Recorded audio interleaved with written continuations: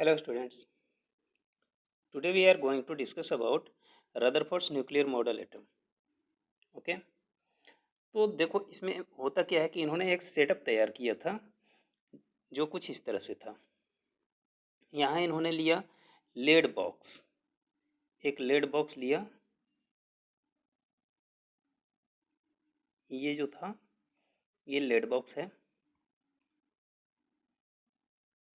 Lead box. और इसमें इन्होंने रखा अल्फा रेज का सोर्स पार्टिकल। ये क्या है? Alpha particle source.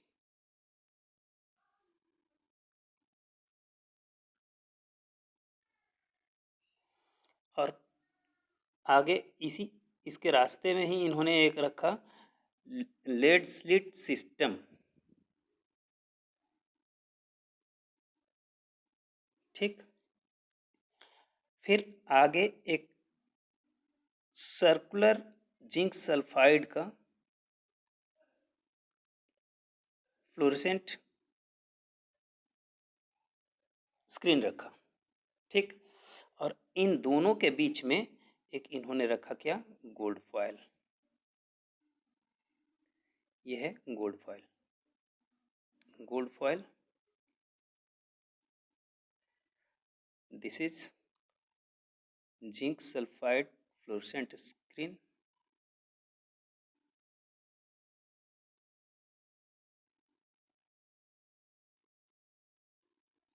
Screen this is lead slit system। अब हुआ क्या कि जब यहाँ पर अल्फा पार्टिकल का सोर्स रखा गया तो यहाँ से एक रेज निकली। ठीक है, और रेज की टेंडेंसी क्या होती है? स्ट्रेट लाइन में मूव करना। स्ट्रेट लाइन में मूव की।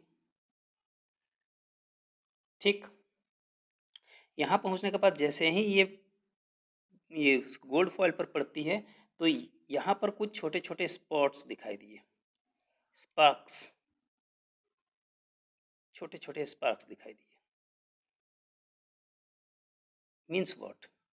कि यहाँ से जो रेज आ रही है वो कहाँ पर कन्वर्ट हो रही है? ये अलग अलग डायरेक्शंस में मूव कर रही है। ठीक है, मतलब साफ है कि यहाँ पहुँचने के बाद जब ये अलग अलग डायरेक्शन में मूव करने लगी तो यहाँ से इन्होंने कुछ ऑब्जर्वेशन किया। वो ऑब्जर्वेशन क्या था? कि अल्फा पार्टिकल स्ट्रेट लाइन में मूव करती है, ये तो ठीक है।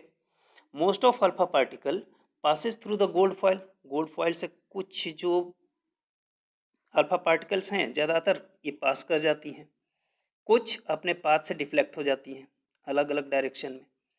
तो ये जो अलग अलग डायरेक्शन में मूव कर दी तो इसके पीछे रीज़न क्या था? कुछ तो रीज़न होगा। तो इनका ऑब्जर्वेशन क्या हुआ? ऑब्जर्वेशन, इन्होंने क्या ऑब्जर्व किया? फर्स्ट ऑब्जर्वेशन इनका था कि most part of the atom is hollow. खोखला है। एटम का ज़्यादातर पार्ट क्या है? खोखला है। इसके एटम का, किसके? गोल्ड फॉइल के एटम का। ठीक है। सेकेंड इन्होंने ऑब्जर्वेशन क्या किया कि the positive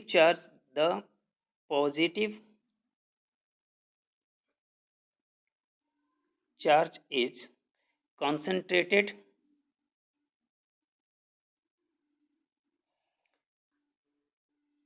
somewhere in the atom।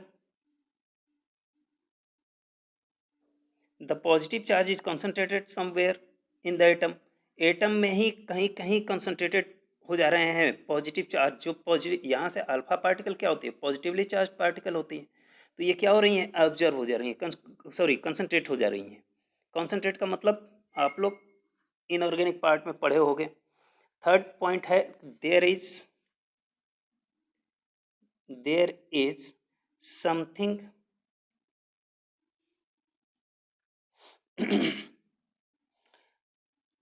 something very heavy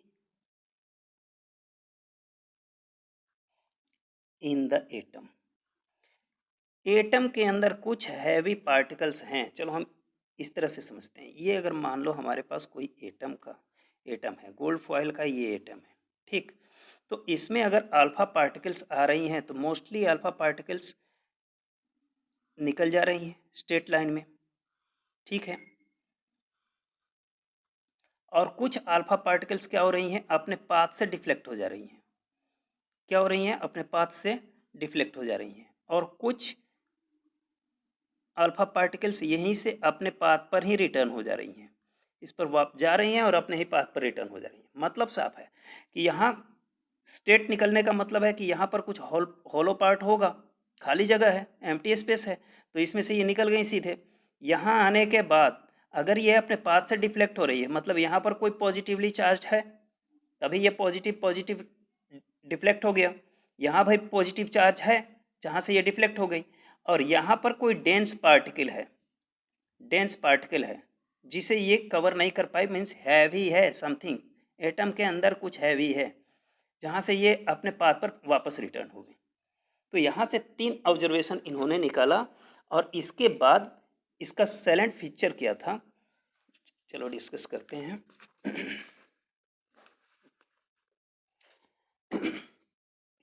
The salient features of this model. First, इसका फर्स्ट साइलेंट फीचर ये था कि almost all the mass and entire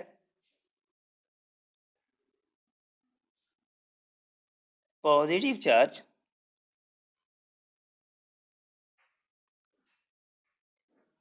of an atom is concentrated into its center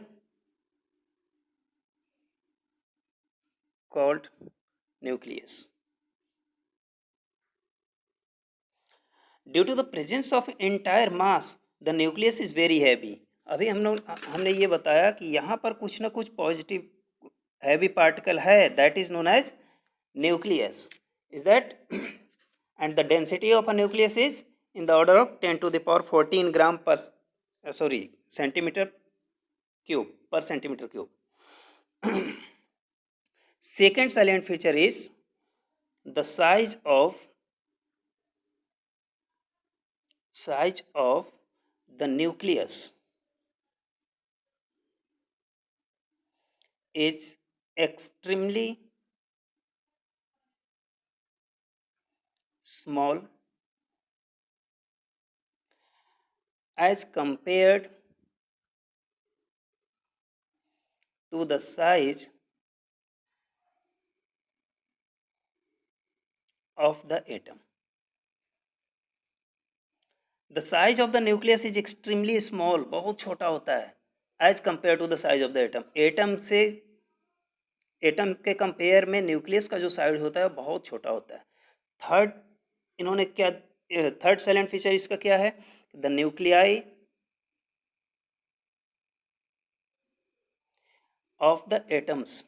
देखो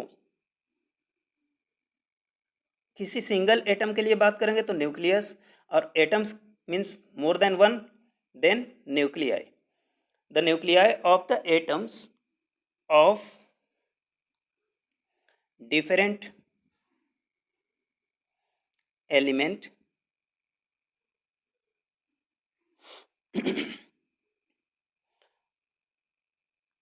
possess different nuclear charge.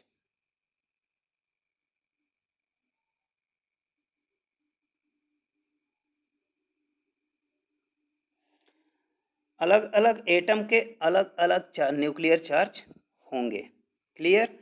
Fourth, electrons electrons move at very high speed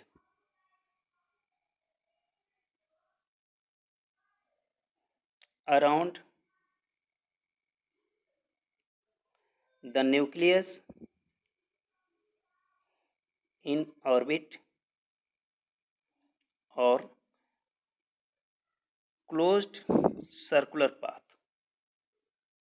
Circular path means what? क्या बताया कि electrons move at very high speed.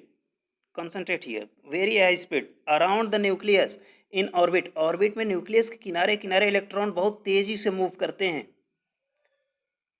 या इसे आप orbit कह सकते हो या फिर क्लोज सर्कुलर पाथ कह सकते हो, जिस पर ये बहुत तेजी से मूव करते हैं। यहीं से इनका फेलुअर शुरू हो जाता है, ये यहीं पर फेल कर जाते हैं। जब अगर सोचने वाली बात है कि मान लो हमारे पास ये न्यूक्लियस है, न्यूक्लियस में कौन कौन से होते हैं? प्रोटॉन और न्यूट्रॉन होते हैं। यहाँ से अगर कोई इलेक्ट्रॉन अगर इस सर्कुलर पाथ पर मूव कर रहा है, मान लो ये सर्कुलर पाथ है, तो जब ये very high speed means rapid speed से अगर ये इलेक्ट्रॉन मूव करेगा तो ये अपनी एनर्जी भी लॉस करेगा।